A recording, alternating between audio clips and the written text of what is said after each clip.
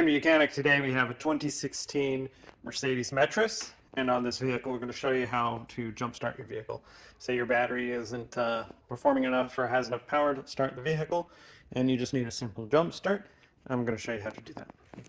So first, of course, we need to open up the hood, and so we'll walk around to the driver's side door and then be able to pull the latch to be able to start opening the hood. So over here at the driver door, we'll just need to open up the door. You may need to use your manual key to be able to open it, just depending on how dead your battery is. And then once we open up our door, we come right down here, and this is our hood release latch.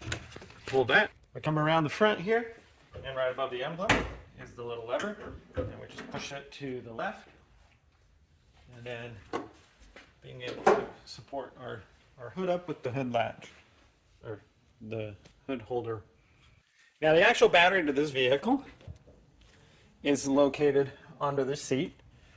So there is a charge connections right here inside the engine bay for you to be able to jump start your vehicle. We've got our negative ground right here, and we have our positive right there.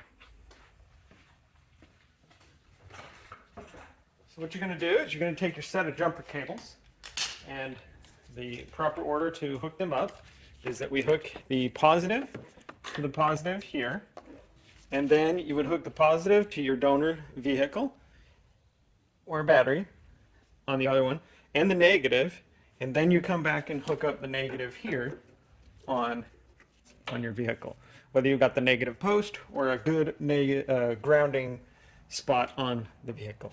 Then you'd want to give it a good 10-15 minutes of charge from your donor vehicle, and then be able to start your vehicle and be able to go where you need to go. Now, if your battery is very dead, you may need a little bit longer charge, and also you would want to get your battery checked out so that if it needs to be replaced, you can replace it so that you don't burn up other components in your vehicle, being like the alternator, by overusing it.